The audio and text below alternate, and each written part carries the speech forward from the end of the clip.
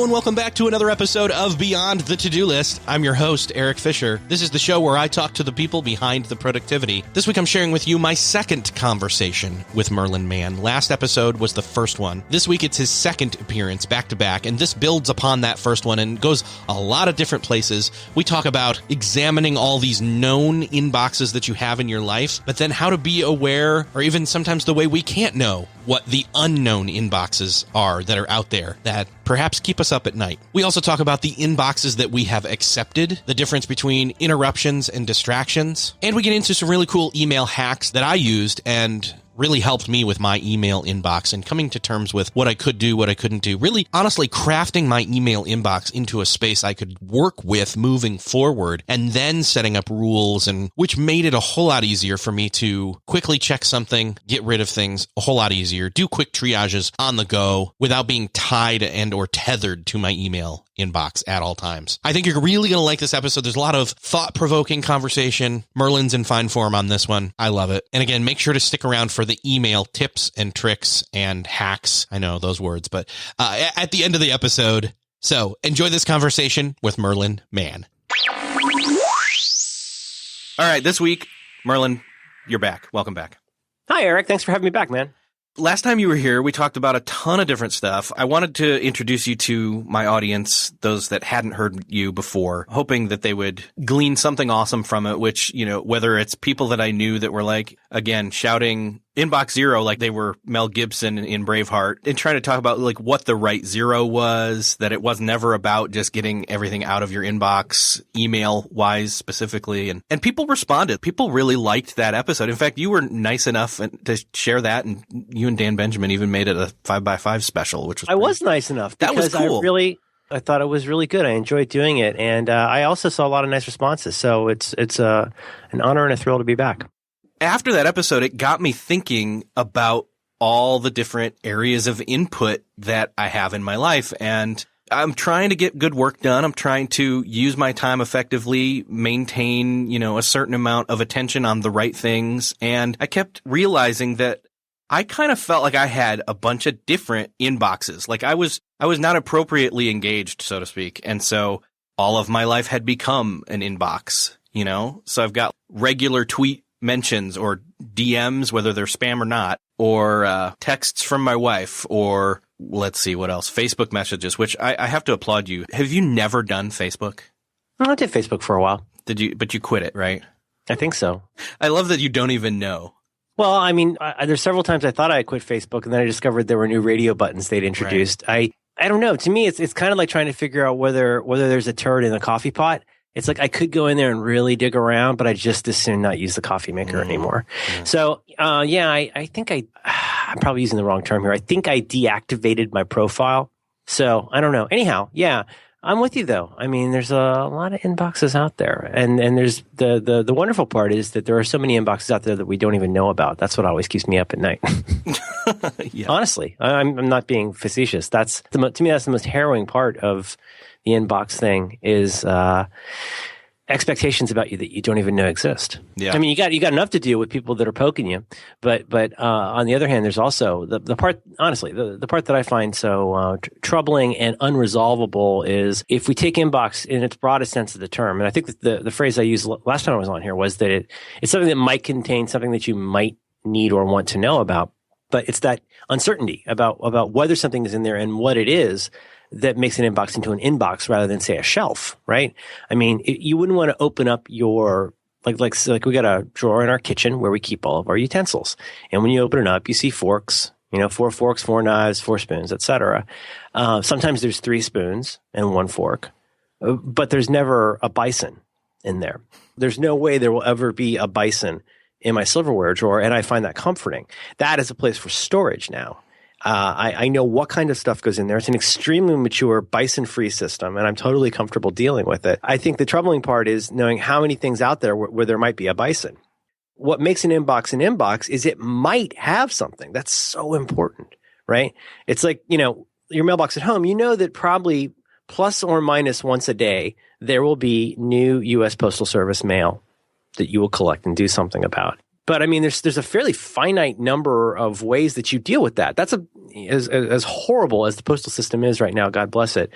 I mean, there's still a fairly finite number of things that might be in there. But on the other hand, you know that if you went away for a week and came back, there's a really good chance that there would be stuff in there. Maybe not all stuff you want, but there'd probably be some bills and some letters. You know what I mean, though? Like, to me, those kinds of inboxes are weirdly doable in a lot of ways. And in most cases, they are. Am I prattling on? No. Would you tell me if I am? No. Okay, yes. Sorry, I'll be honest. Well, no. I mean, here's the thing. Like, you went and signed up for a Facebook account, and you have continued to have some interest in finding out what's in there. For whatever reason, that's an inbox you've accepted. You wouldn't get DMs from your friends if you didn't respond to them. They'd eventually stop writing to you. You could always delete the Twitter app. You could always delete your account. Those are on some level, even if you have extremely good reasons for it, you still have your reasons. You brought all those things in, and you wouldn't have them there if there was never anything new in them. You wouldn't check them if there was never anything new in them. We have to be sympathetic toward other people and their inboxes. We have to understand that everybody's got things they have to check for a reason. But again, as I said last time, I think the first step with the inbox problem is to first become a little more sober about acknowledging how many known inboxes are in your life. And for me, let's talk about varieties of inbox. It doesn't have to be a box. It could be the folder in my daughter's backpack that comes home every day and has something about her schoolwork in it. Related to that, I get probably 5 to 10 emails a day about stuff related to her school. Way more than I ever would have expected. Some of it is stuff like, hey, please make sure the kids come in on time. Some of it's stuff like, we need volunteers for this auction. Some of it's stuff like, here's a restaurant that's having a special this month. It's like being on a mailing list. So that's an inbox, and I need to check that. It's a frustrating inbox to me because there's not actually that much stuff in that particular email inbox, if you like, that like I need to do anything about, but I still kind of need to read it. That's kind of the classic annoying inbox, right?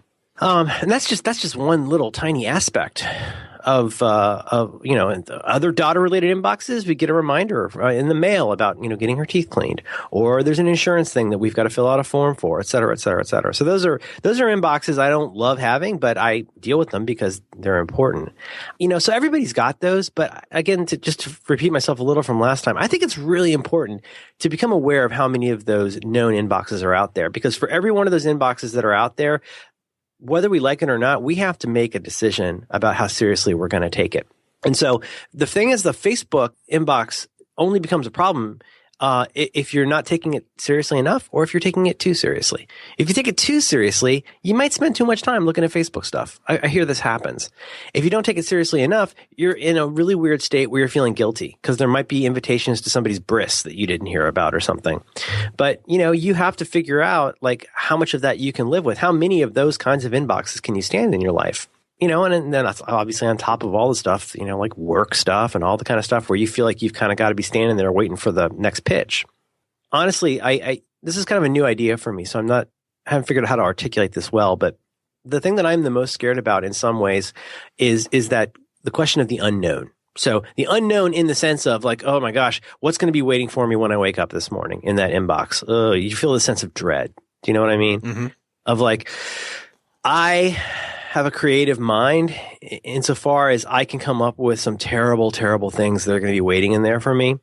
And then if I open up that inbox and it's not terrible stuff, it's merely just stuff, like I don't actually feel that much better. I still had that weird adrenaline feeling of like, oh, this is going to be some terrible news. Somebody died, or like, my credit card's been compromised. Like, who knows what's waiting for me? I think that sense of the unknown is what makes inboxes vexing, even the inboxes that we know about. But the part that I've started to develop a real interest in, or the really harrowing ones, are the inboxes that you don't know are out there.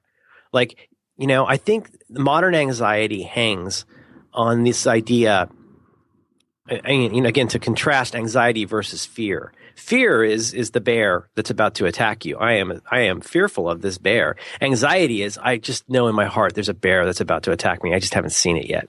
And you could carry that around all the time. You could go through, 75 years of never actually seeing a bear and still spend every waking moment thinking about a bear attack.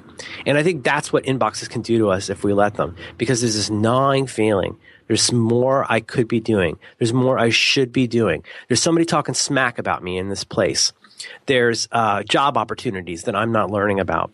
I could, get a mortgage refi, whatever that is. There's all this stuff out there that I know could be good for me, or more likely could be terrible for me, and I just don't know about it yet. I don't have any way to find out, but I'm going to spend the rest of my life sitting here waiting for the next sick piece of information to engulf me.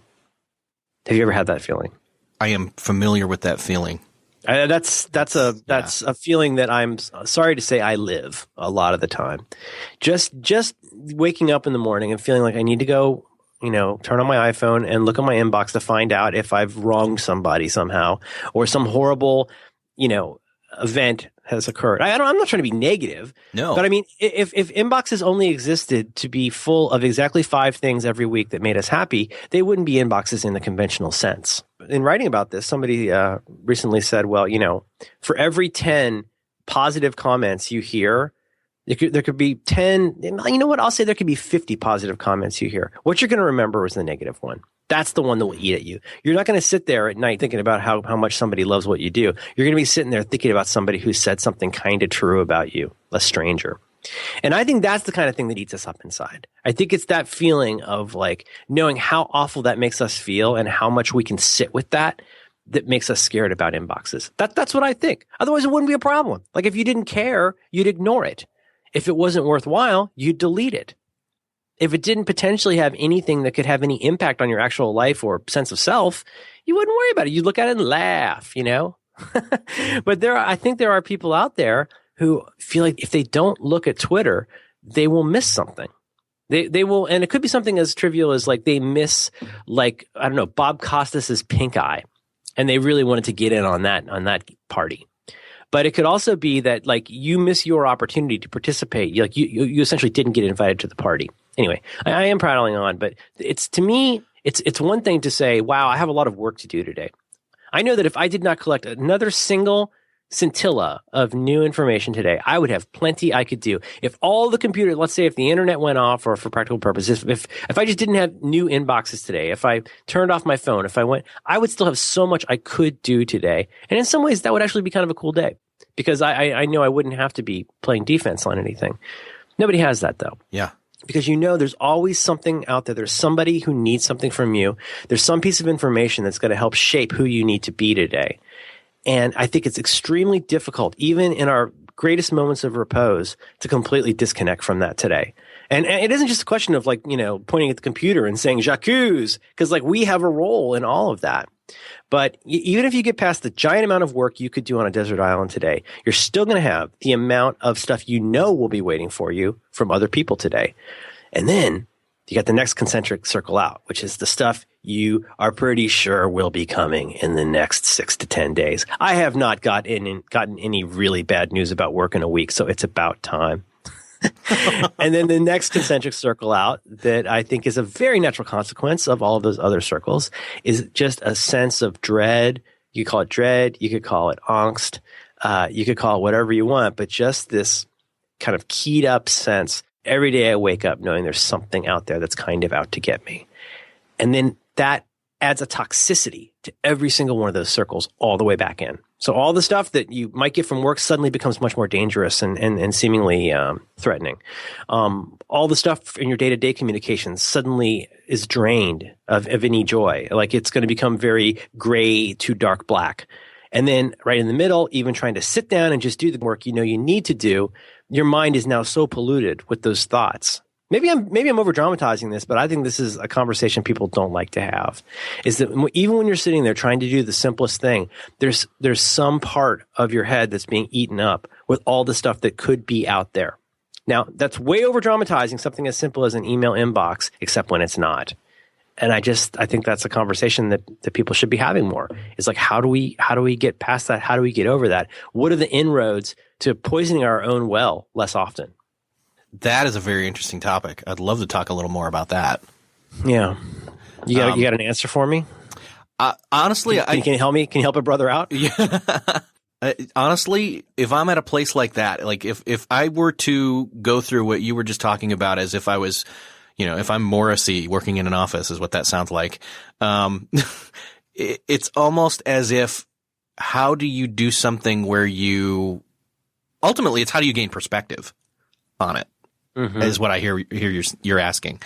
And that's a struggle. Like you may not have the mind space to be able to muster up any kind of, whether it's an emotion or positive thoughts or whatever that is required. But I think we're talking, how do you change or flip your perspective on this?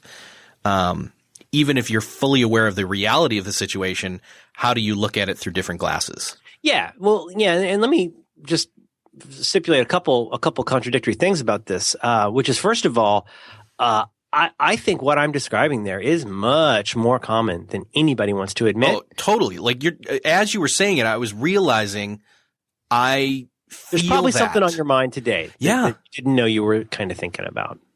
But here's the thing about that. And you say Morrissey at the office, but I got a feeling that is so common, it might blow our minds how many people that are walking around looking totally fine are actually, without even possibly consciously realizing it, actually struggling with some aspect of that going around in their head. It isn't like you got to be sitting there opening a vein. Like there could be something where you're I'm not saying people are like, on the verge of going crazy or something, because it is a real slow boil. And because it's not something that is directly in your face, this gets to the second part, I guess, which is that your brain will do all the cooking for you. Like, don't worry about that. So even though you may have a smile on your face and be doing fine and taking good notes at the meetings and parking in the right space, there could be a fair amount of internal turmoil going on about all of that sort of anxiety, I think. But then, as to the perspective point, well, the truth is, like, it is kind of a perception and perspective issue in some ways, which does not mean it's simple. It does not mean it's simple as saying, I'm going to buck up and talk myself out of it. I don't think it's nearly that simple. No. Well, if it was, everybody do it. Maybe. I mean, there's a lot of stuff that seems easy enough for everybody to do and they don't. But it is, just because it's in your brain doesn't make it real. Doesn't make it unreal, rather. Do you know what I mean? I mean, it's, I'm trying to think, if you've never gotten punched in the nose in your entire life, and then you wake up one morning, you go to the coffee shop and somebody punches you in the nose, you're going to be really super surprised and go like, wow, I got punched in the nose. That's super random and awful. And that's never happened before. And then let's say randomly, you go out to dinner and you get punched in the face again, twice in the same day. That's gonna seem like a message from God. That's gonna seem like the strangest thing in the world. I would even say at that point, you might spend all of the next day being completely obsessed and terrified with the idea that a third punch in the nose is on the way. I mean, I know how I am. Doesn't that seem like it would kind of make sense if you went through a pretty long time without feeling that kind of a physical, altercation from a stranger, and you get it twice in one day? Wouldn't that kind of make you feel like something had changed? Such that the next day there's a pretty good likelihood, as crazy as it sounds, that it might happen again. Well, here's the ironic part of that. I mean, is that not fair to say that you could get into a state of mind where you would go, something that's never happened before until yesterday, it might happen again. Maybe that's something where you fainted and then you fainted again. Maybe it's something where you got somebody else's mail and then got somebody else's mail again. But something that doesn't happen very often happens a couple times. Oh, I have an example here. A couple months ago, a couple months ago, I never get pulled over. Okay, I drive. I never get pulled over. Pretty safe driver. And within 3 months, got pulled over twice, not for speeding. Well, for speeding, but I wasn't speeding. Like the cops were meeting their quota. So suddenly that happens twice. And I am now literally paranoid when I drive because I expect it to happen again. How long ago did that happen? It happened, let's see, late fall and then late summer. So within 3 months, it happened twice. And so I'm just waiting for the third one at this point. Isn't that crazy? It's so improbable. And so, I mean, and the beauty part is you weren't even speeding. So right. It really is like something out of a dystopian novel. It was nothing. Right? Yeah. It was nothing I had control over other than, I mean, obviously still safe driving, but that's why I expect it, because it wasn't something I did. There wasn't a cause and effect. I did something and so something happened. It's just out of the blue. Well, that's actually a pretty perfect example. And now, even though it has been some months since you got pulled over for no reason, you're still kind of thinking about it. Mm-hmm. Well, that's so the punch in the nose example is probably extreme, but I wanted to pick something that crazy and out there because even though your entire life, let's say you've gone 35 to 50 years without ever having this one thing happen, because it happened more than once in a short period of time, maybe even if it happened once, if you had something really terrible happen, it can set you off. I think when things happen more than once, it's easy to feel like that's the beginning of a trend line. So my only point is that if we can seed that being pulled over for no reason or punched in the nose or something else that seems impossibly coincidental happens, then that can change the way we think about stuff. It can change the way that we perceive things. I'm just here to posit. I want to take it to a way crazier level, which is I think it takes much less than being punched in the nose. I think it takes much less than being pulled over for no reason. I think for those of us who are predisposed to this kind of thing, starting to imagine those ghosts coming out of nowhere can happen from a fairly minor thing. It could be maybe there's a couple days where your boss rejects a code commit. Somebody doesn't say hi to you in the hallway. There's a scratch on your car. You could call it paranoia, but in a way, it's a form of self-preservation because you're struggling to understand this confusing world that makes no sense. But anyway, I don't want to take this. I don't mean to go all dark shadows here. It's just to say that I think it's sometimes it can be really overwhelming when we realize how much of the way that we see the world comes out of how we feel about the world. And then the way that we feel about the world starts to very much affect the way we see the world. At that point, you might start out like, you're Dorothy Gale, like skipping around with a basket and everything's great. Something bad happens, and now all of a sudden the world becomes kind of a dangerous place. You can start to second think everything going on around you in the context of this new information that's made you, see things. Do you know what I mean? Yeah. Yeah. I think it's a two-way street. I think, if, the way that we see the world can affect how we feel, and then the way that we feel can have a giant impact on how we see the world and so forth and so forth. So what does it have to do with inboxes? Maybe nothing, except that it's really just a bunch of stuff.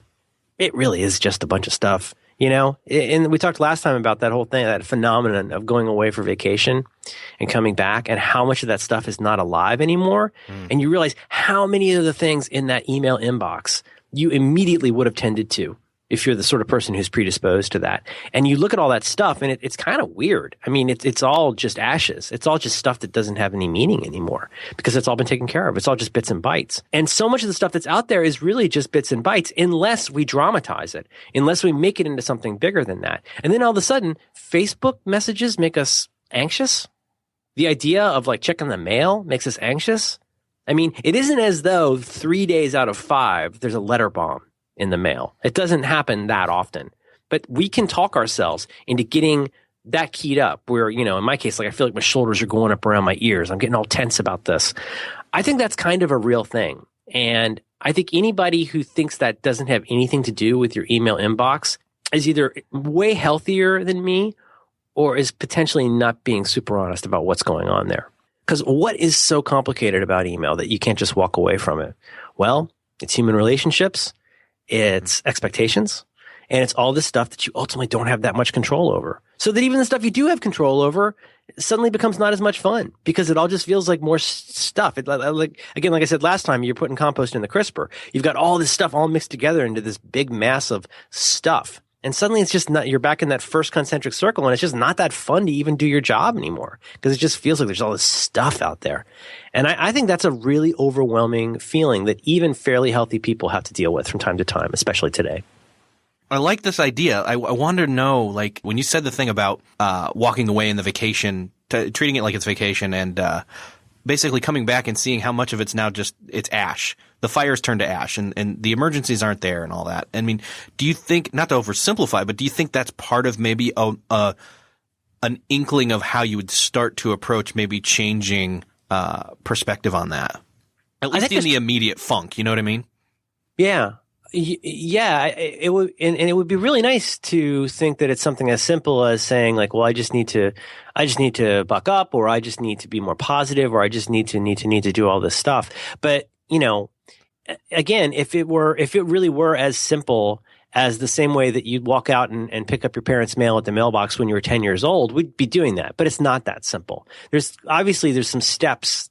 I think, well, to be honest, sometimes just even having this conversation with you right now, this monologue I'm having with you, this can actually make me feel better. Because when I hear the crazy out in the air, it actually makes me feel a little bit better and go, you know what?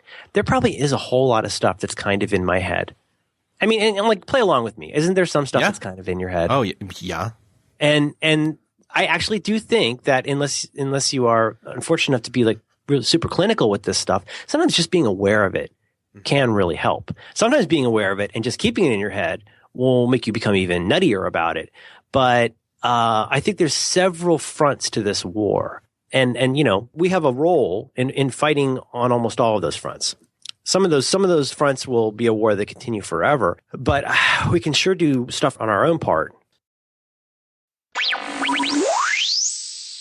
I'm really interested in the idea you talked about with that it's relationships and how do you maybe prioritize in terms of, you know, say you got an email from me versus an email from somebody else that you don't know at all, and how do you say, okay, well, why do you care about these strangers versus, you know, what your kid thinks of you? You know what I mean? Yeah, and the expectation difference there. I do, and I think even if you're not horribly self-involved, it's still really complicated because you think about the continuum of how we think about ourselves or how we derive our self-esteem or our sense of worth or identity. If we only came up with that on our own, we'd be a little nuts because then we might as well just believe that we're Napoleon or we're the King of Spain or whatever. You might as well, if it really is just a matter of who you think you are kind of nutty to just think that you can just be whoever you want to be by fiat. Can we agree on that? That like that's a certain kind of like psychosis that whatever you think you are is what you are. On the other end of the spectrum, I suppose, if we only think we're what other people think we are, we're also probably a little bit nutty. If the only way that we can figure out who we are is by what other people think about us, then that's a little bit unhealthy as well. And I think the honest answer for most of us is somewhere in between that's incredibly complicated and constantly changing. I mean, I guess I would like to think that I have some idea of who I am, and I'd feel better about that who I am when other people say they like what I do or, you know, the usual things, right? Mm-hmm. People say a nice thing, you get a compliment, you see that something got a lot of retweets or a lot of listens somewhere. That's a great feeling. And when it's a positive thing, I think the natural inclination is to say, oh, well, I guess I'm right. I guess I am kind of okay today. I guess I'm somebody that can be loved, and I must be doing something useful because obviously strangers like me. I don't care who you are, how much you think you know who you are. Mm-hmm. If 500,000 people are telling you something, it's kind of hard to not hear it. I mean, you could potentially be like unknown 1 month, and then the next month, like people know what you do, like at a coffee shop, like strangers know that. That's really strange. So even if you have the greatest sense of self-worth and a nice simple life and something you understand, there's always the chance the world could really change who you are. If you're really into like a certain political cause or a certain celebrity, you know, the fate of that public thing that you have no actual impact on could change the way you feel about yourself. You know, if you're a believer, these could be tough days, I guess.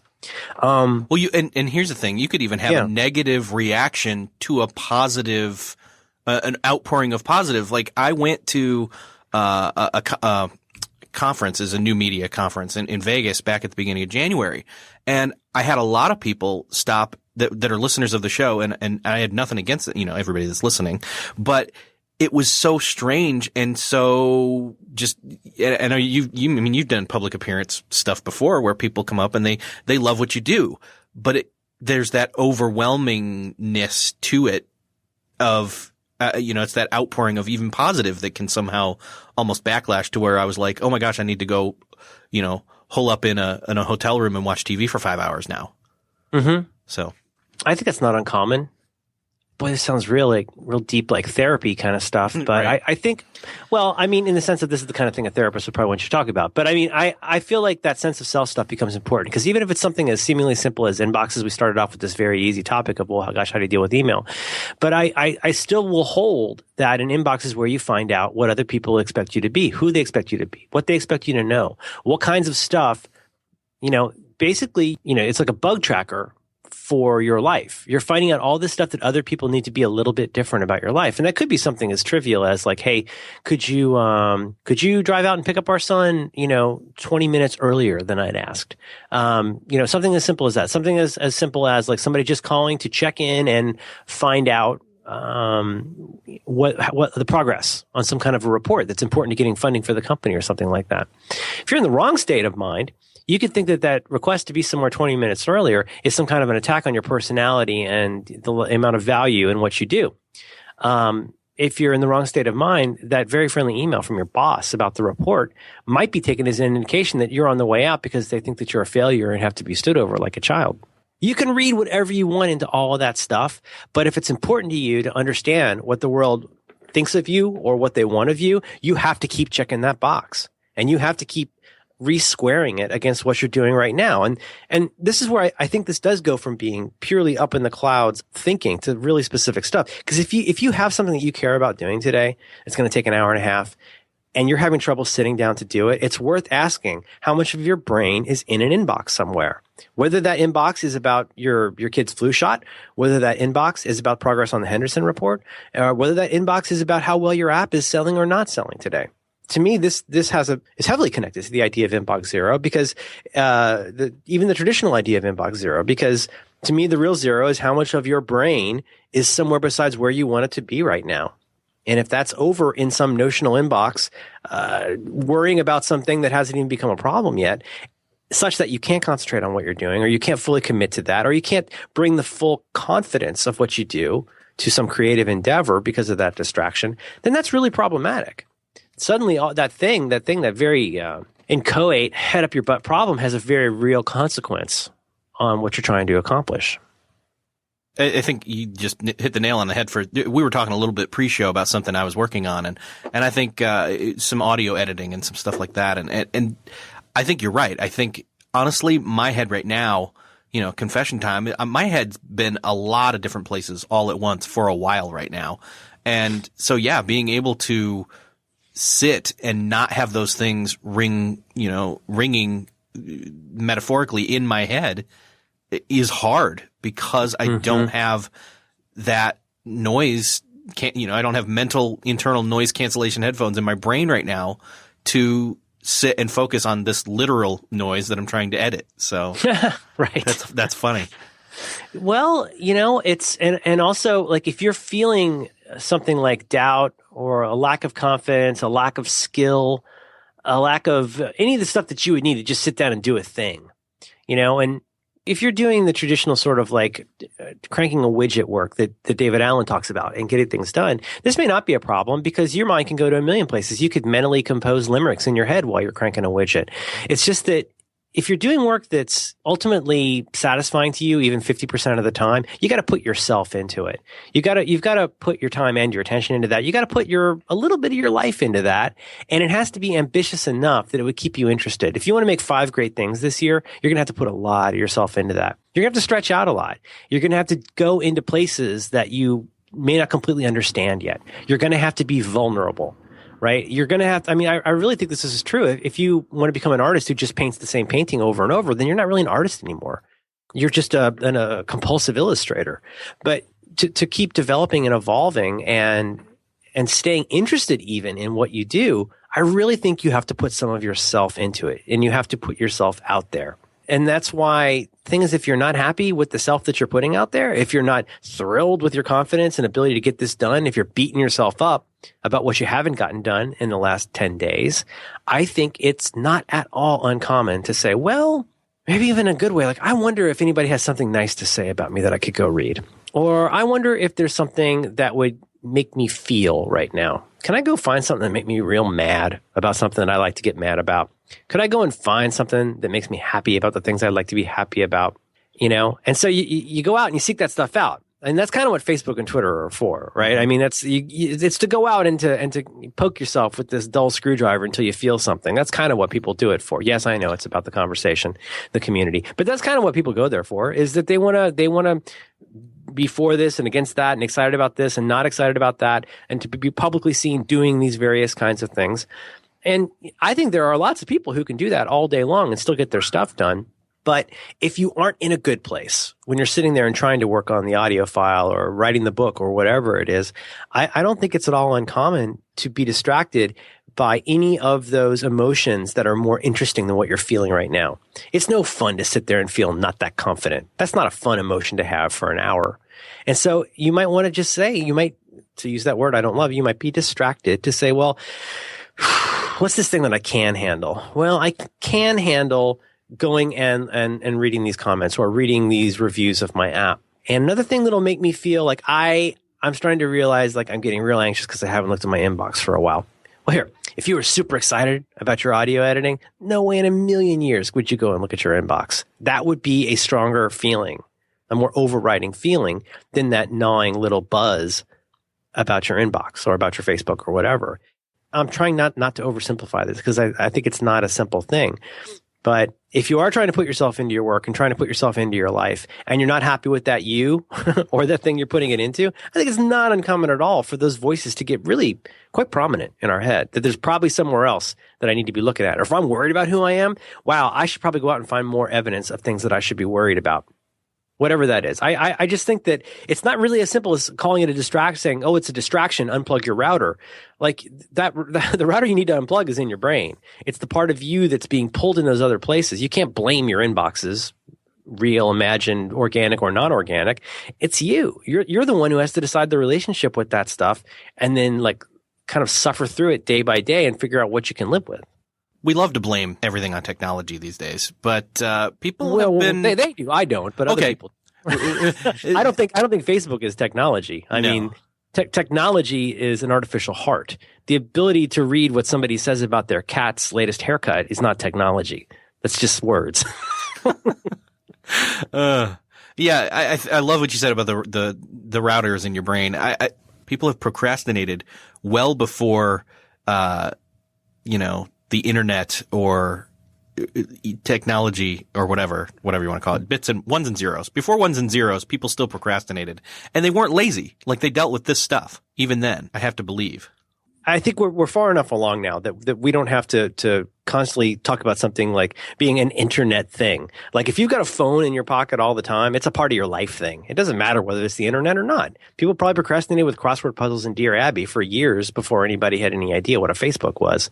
So yeah, I totally agree on that. But as ever, I guess there's not simple answers to this stuff because I happen to really believe that the mindful application of your time and attention allows you to do things like be able to go do something that you enjoy, to do something that's useless, right? To do something that's silly, whether that is, I guess what's LinkedIn. I don't know, to go to update your MySpace page or whatever.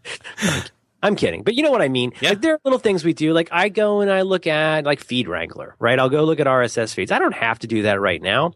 Sometimes me going and looking at that is just a fun unwinding thing. Sometimes it's a me procrastinating thing. But, I guess what I will say is that, if you just accept that this stuff is out there and that it's kind of real, even if it's kind of in your head sort of real, if you accept that it's out there, I think that is a really good first step toward becoming a little more of a sane human because it enables you to do stuff like say, well, going and playing with my kids should be really fun right now.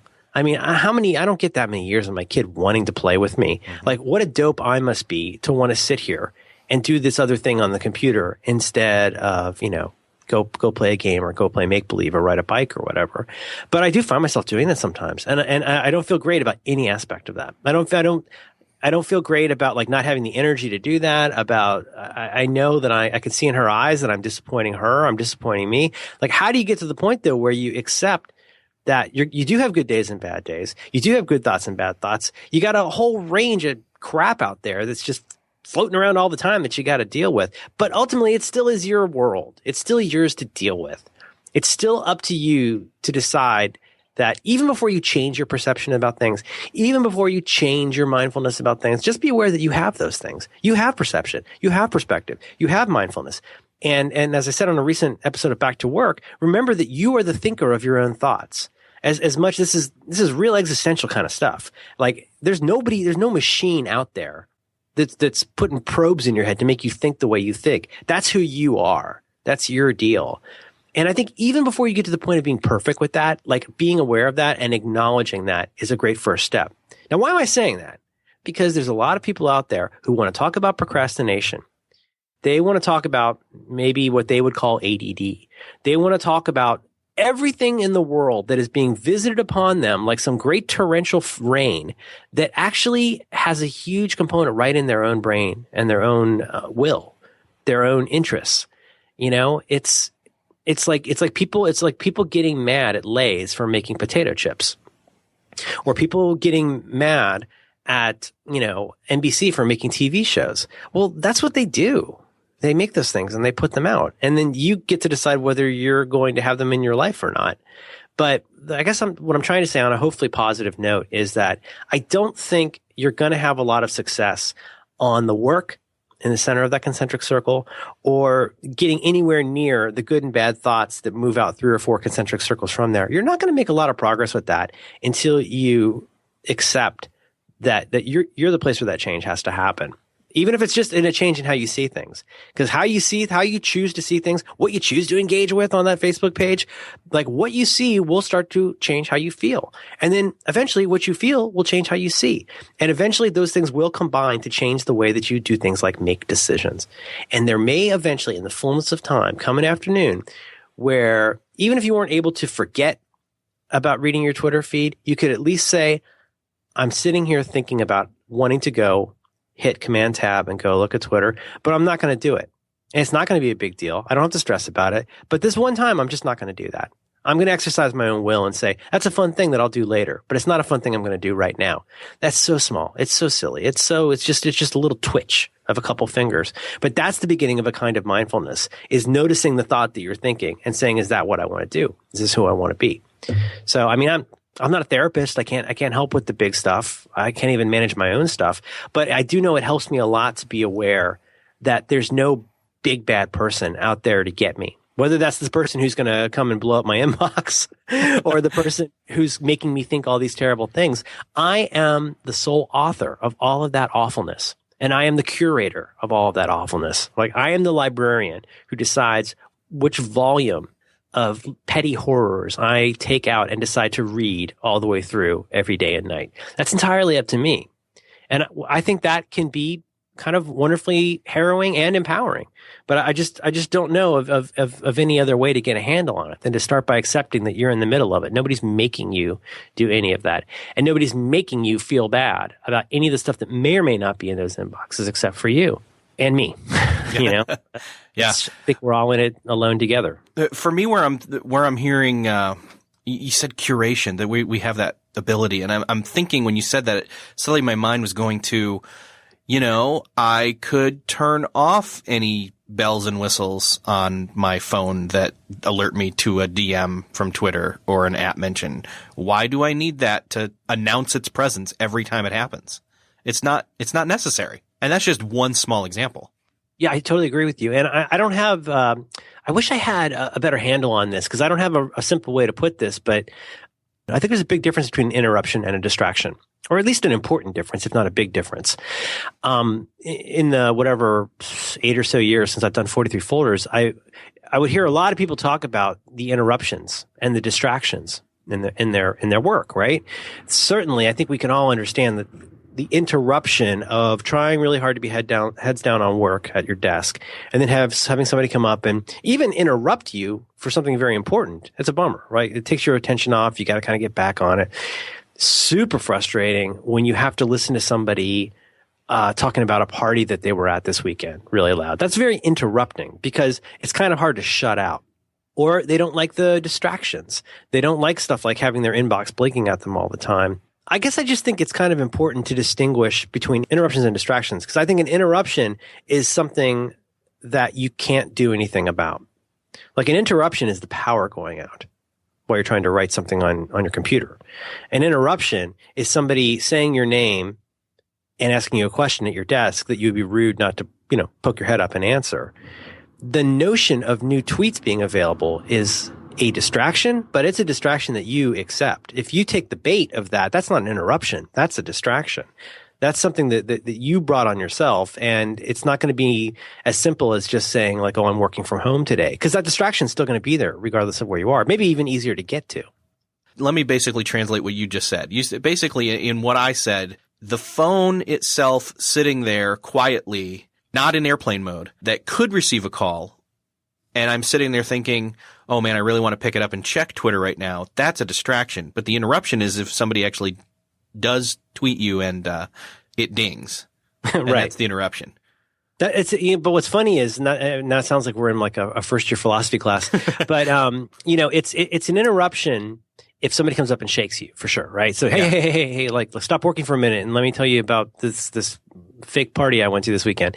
But what's interesting is, I feel like I don't want this to come across as like, oh, I'm assigning blame and oh, you're not self-aware because of these things. I don't mean it to sound that way, but like I think there are probably people out there who have mobile phones that, and I say this without value. Like, I don't mean this in like a judgment way. I just flat out. I think there are a lot of people for whom one of the primary reasons they have a wireless device is to do things like receive notifications. Like they want to know if there's a special on Groupon today that they want to know about. They want to know if somebody checked in at this place where they want to be the prince or whatever. They want to know if they got an email. They want to know if they got a text from somebody. Like I think one of the most important things on a mobile device for a lot of people is to have those notifications. In my case, a notification like you have a meeting in 15 minutes or you have a call in 15 minutes. That means the world to me. And I could be cynical and say, I think for different reasons, I do that so that I can go do my work and not have to think about it until I hear the ding. I don't need all of those things, but it's true. I still rely on that kind of external stimulus. But with that said, I wonder how many people know, like how many of those notifications you could turn off or tweak, right? And that's, and I have a feeling that most people, the nuance that's available to you. Yeah. I mean, the granularity. You can get into like real like 5% kind of stuff with this. That's the area that interests me. But even just for normal people, I mean, I think you would have to be a pretty unself-aware person to have your email checking with push notifications or with it checking every minute and then complain about the fact that it beeps all the time. Well, you can turn that off. Did you not know that? Like, what are you mad about? Are you mad about the fact that people are emailing you? Are you mad about the fact that you're hearing about this? Are you mad about the fact you got to keep fishing your phone out of your pocket? Or are you mad about the fact that you have not yet made a commitment to how you want to deal with this? I think it might be the last one. Because if you made a commitment to how you want to deal with this, you wouldn't mind getting those emails. You would love it. Or you would say, this is not tenable. I need to turn this off and I need to just deal with this in a more mature way. If you're not unhappy with what you're doing, then everything's okay.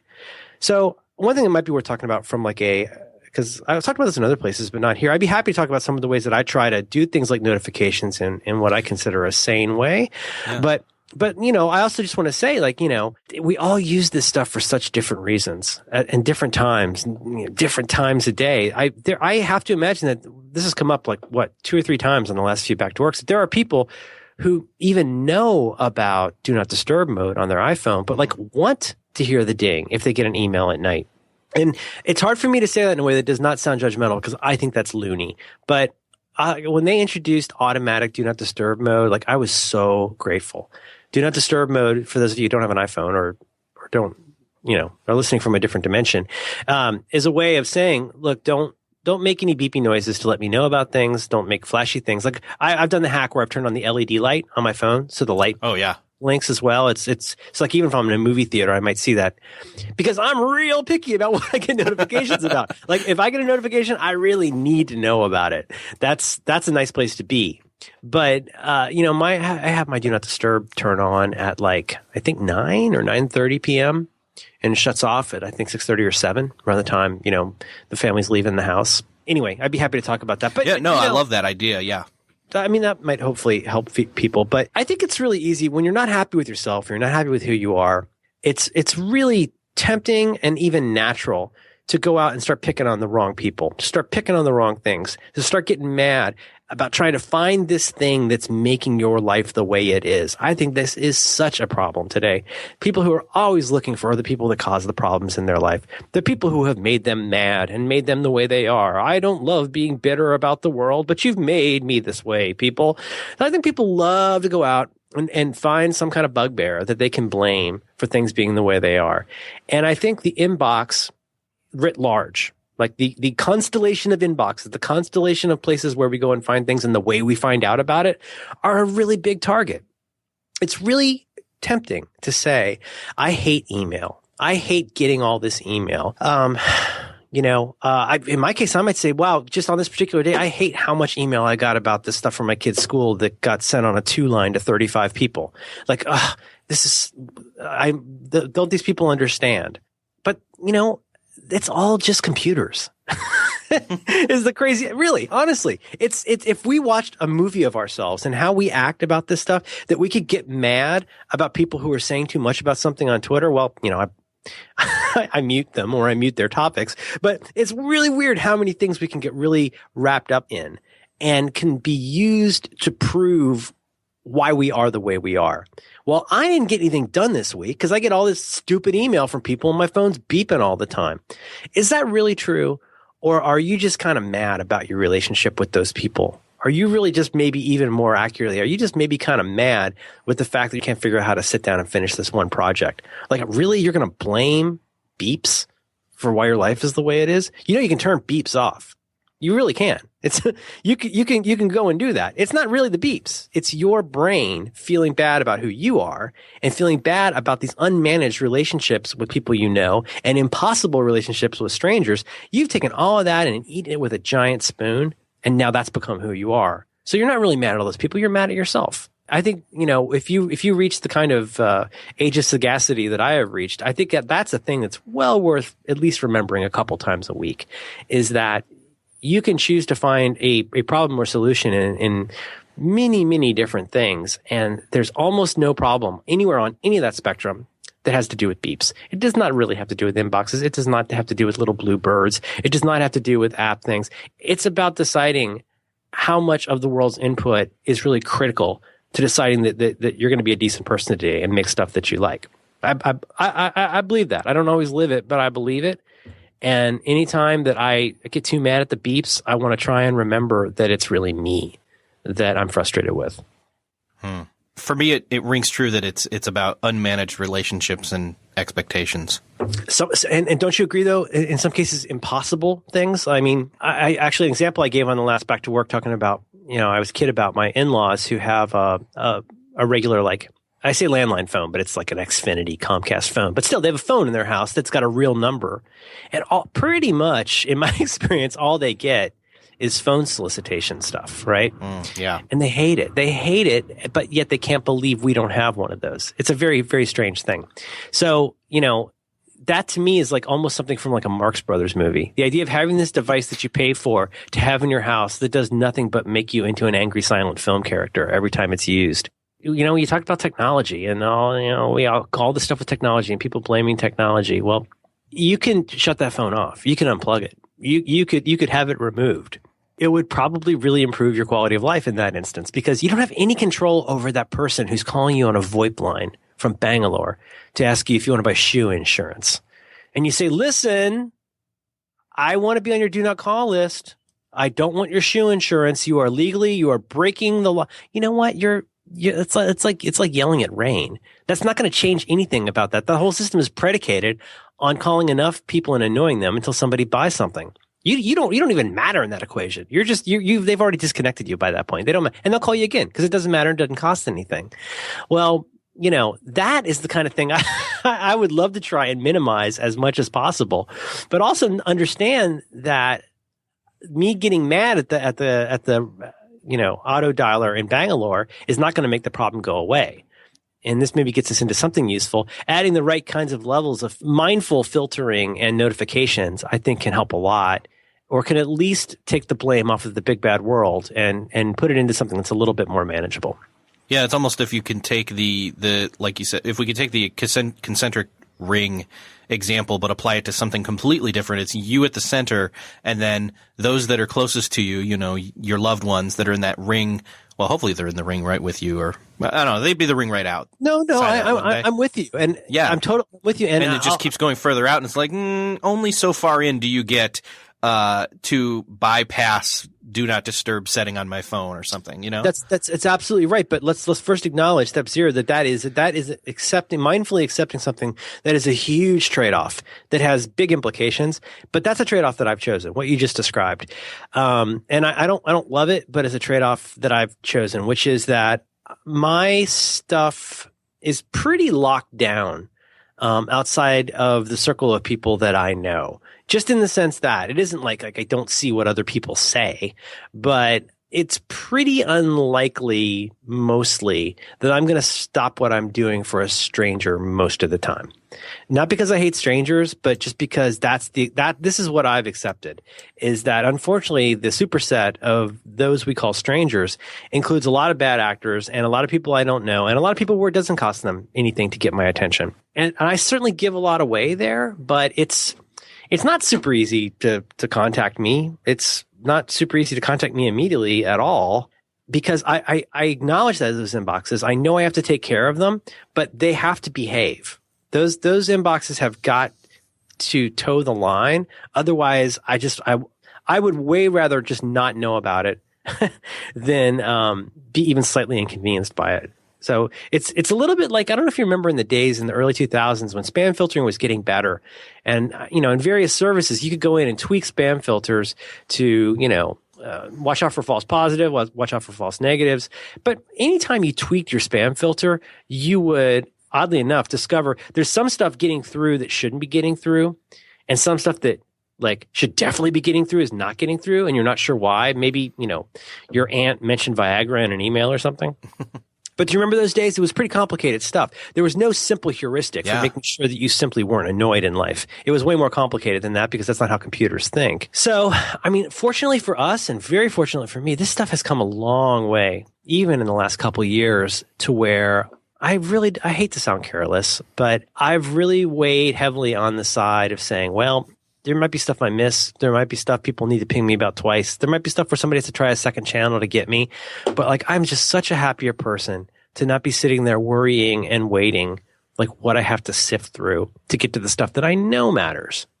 It's kind of the cost of doing business. If you talk the kind of talk that I do, is that and I'd be happy to tell you some of these kinds of things. Should we talk about that? Yeah, let's do that. Well, one thing is email. Email's a thing. And I use Gmail mostly. And one thing that I've done, and this took a lot of time, there are services that can do this for you. But one thing is that there are different apps that I use on my phone and stuff that are the kind of apps you hear about for doing stuff like quickly processing email and things like that. None of those, because of the way Gmail is set up, it's very difficult to leverage wonderful stuff like the important inbox, the priority inbox on Gmail. It's kind of hard to leverage that from an iOS app. Right. Yeah, I've had that same experience. Yeah, and I guess I should say I have had quite good success with priority inbox, such that I have a text expander snippet that when I type it into the location bar on Chrome, it takes me to important unread email from the last 24 hours. And that's where I start. So, and boy, at the risk of blowing it, there's rarely more than 5 emails in there. So it's stuff. So the Gmail, I guess, algorithm learns over time what is important. And through some stuff where they can guess, well, these are very important words. This must be important. But really just the most obvious thing, which is emails from people. Are there people whose email you very frequently read and respond to? And I have to assume that you respond to all of their emails. If you respond a lot to somebody's emails, it notices that, and it makes it important. Are you with me so far? Yeah, totally. That's always where I start on the web, which is where I generally do my emailing stuff when I'm on the desktop. But you can't get that on the phone. So part of one thing I've done is I try to minimize the amount of email stuff I do on an iOS device just because I can't turn that stuff into action nearly as easily as I can on the computer. And for the kind of work that I do, there's not usually too much pressing stuff that I have to take care of at 9 at night or whatever. So if I have to do stuff on the phone and I get email from people, I will turn it in. I'll make a calendar event, usually on Calendars 5, I think it's called, on my iPhone. It's my favorite calendar app, that and Fantastical. Or I'll mail it to the OmniFocus task robot, and it'll turn it into an OmniFocus task if I'm just trying to quickly move on. Another thing I've done, though, and this took some time, but it's really been worth it, is I went in Gmail. I went through and fairly doggedly made myself click on all mail every day or two. And I'd go into all mail. And so all mail is all the stuff you've got that isn't deleted or spam, right? It's not just your inbox. It's certainly not just your important inbox. It's all the email, filtered and otherwise, read and otherwise, everything you've received. And so what I would do periodically is go through there and start noticing things that I didn't need to ever appear in my inbox at all. And I started kind of doggedly going and creating filters for those things. This is not anything new. People have been doing this for 10 years. But that has helped so much. So things like going in and you can go read tutorials for how to do all this stuff. But for example, I want to know if I got paid by PayPal, but I don't want to have to read my receipts for stuff I bought on PayPal. Like I know I just bought it. Like I just got delivery food. I know that. I don't need that email. So there's a whole I'll just say there's a whole constellation of what I would call notification emails. And I will just say using emails in notification medium is not a great, next to a phone call, it's like almost the worst way to find out about something because it's so hard to do programmatically.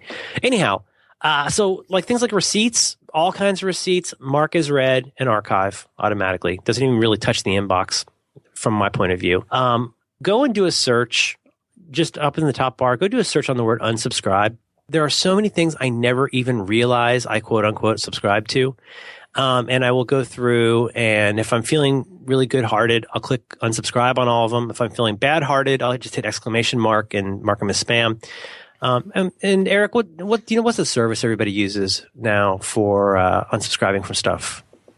There's the one. No, well, I know there's things like Sane Box, but no, what's that one everybody's been Unroll using? Me. Unroll Me. Yes. Now, is there a way to keep using Unroll Me beyond just having to tweet about it to people? Because I would love to use that all the time. Have you used it? I tried it out, and I felt like it was. I stopped at the point it wanted me to tweet about it. Yeah, I felt well, and I did that once or twice, and I was like, I just feel dirty now. I stopped because I felt like it was starting to take over my Gmail, and I was like, you just pulled stuff that I don't want you to pull. So. Sanebox will do that if you're not careful. Yeah. And go and look at things like that, the Sanebox and Unroll Me. Anyway, I guess what I'm trying to get at a very high level is start by making sure, like, let's take it as read. There's going to be stuff that for whatever general reason, there's stuff you definitely always want to see. Now, what's the opposite of that? Is there stuff you pretty much never want to see? Not spam, but stuff you don't need to see. You know, LinkedIn notifications. Like, I would just sign off of those, and you'll need to sign off numerous times. Personally, I would sign off of those. Anything you just don't need notifications about, unsubscribe from. Anything that you want to have a record of, just make sure it's all included in some kind of a filter or a that's what they call it, right? A filter that will mark it as read.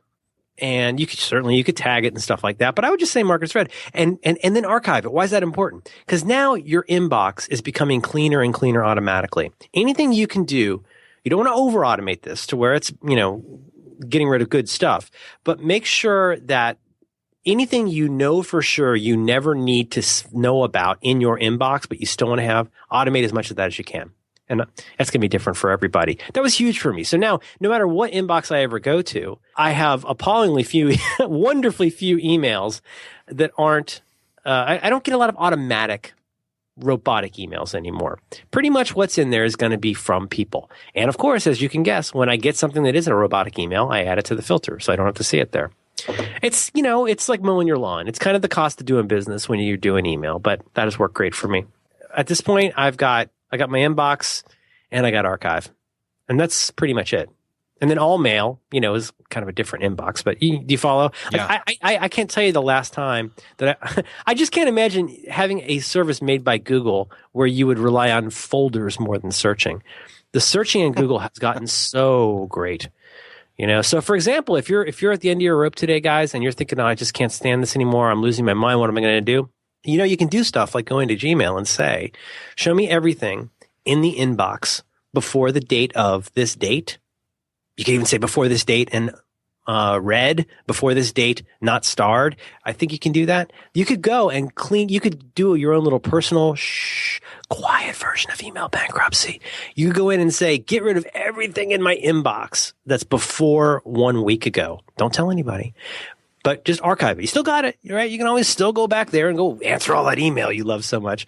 But it's really, if you need a fresh start, leverage that finding capability inside of Gmail to give yourself a fresh start. And then go sit there for 2 hours like a gentleman, answer all those emails, file those emails, delete those emails, whatever, and start with that empty inbox. Because I have to say, I go back and forth with the titular inbox zero, but getting a slightly more casual and relaxed attitude toward email, even as I cringe sometimes, has made me much more comfortable with saying, you know what, I'm just going to lop this all into Monday. Whoop, one swipe, bring it all back on Monday. I'll deal with it later. And then if it keeps coming up again and again, I've gotten to a point where I say, you know, I've looked at this 3 times and I haven't done anything with it. I'm just going to go ahead and mark it as archived. But anyway, sorry, that was long. I'm glad that we kept going because I really liked what we ended up with, especially because it kind of comes back around to what we originally started with. And if you can take the time to set up some of these granular settings and just, deciding or helping the tools decide. Yes. and vice versa, how you're going to do things, then you can have more of a, peace. Let's use the word peace. Yes, absolutely. And here's the part that's the needling part, Eric, is that you could take the last 15, 20 minutes or however long I've been ranting about this and put that out as its own episode. And I think a lot of people would probably get stuff from that and they'd probably be really happy with it. But I honestly feel, and this is what makes me different from normal people and makes me really self-involved. I think learning that last 20 minutes of stuff is way, way, way more useful, way more doable, way more sustainable if you've walked that black, dark walk through everything that preceded that in this podcast. I don't think you can make sane implementation decisions until you understand the landscape that you're dealing with. And that's why I always blanch at people who want to go straight to the tips and tricks, because anybody can give you tips and tricks. That's why anybody can do it. They're useless unless you understand what you're trying to accomplish. And all of those gymnastics I just described, I've evolved them over time. They'll change more in the future. There's probably stuff I'm missing, but that's what I can live with. And it's what enables me to be able to not feel like a crazy person who's constantly wondering, what's about to blow up.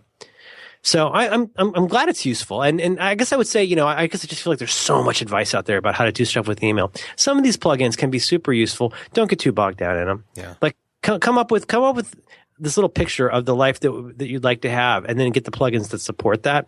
There's lots of good stuff out there. If you're not stuck on mail.app on Mavericks, do you use that? No, never. I hear it's pretty bad. Yeah, I skipped mail.app a long time ago. I like I said last time we visited, I think learning taking a day, maybe a day split over 2 weeks, but taking the time, every time you start to do something with your mouse in Gmail, hit whatever it is, Command-Shift, ? And look at what you find out you could have done that with like one keystroke. It's like once you learn those, your life changes. It's using mail.app, it feels like using a broken pinball machine. You're like, why am I clicking on all of these things? This is so weird. I want to hit like, J, J, J, J, J, J, J, X, X, X, X, X, E, E, E, E, E. Like, it's just bracket, you get so fast with those things that, email becomes what it's supposed to be, which is a polite information butler that serves at your pleasure rather than being somebody who's constantly nudging you to ask if you want shoe insurance. Well said. Merlin, you've outdone yourself. No, I haven't. Well, but thank you. I'm sorry. Opinion. This is the weirdest podcast. Can I make one request? Sure. I'll make one request. People are always asking, what do you want to pimp? I would say if any of this was useful to you, and I'm very sorry if this was useful to you, you might want to check out an episode of Back to Work called Anxiety is a Goat, which I think will dovetail with this in many ways. It's a more penetrable version of a lot of what we talked about here, but I don't know. I think I'm just realizing how many people in my life, including me, struggle with a lot of these issues of worrying about stuff. And I would like people to listen to that. It would make me happy if they would listen to that. I will link that up in the show notes for this episode to make sure people can go find that very easily. I'm very glad you had me back, though. This has been interesting and informative. For all of us. So, especially for me. I'm glad I could help you out. Mm-hmm. Thanks for coming back. My pleasure. Anytime, Eric. Thanks very much. I enjoy your show.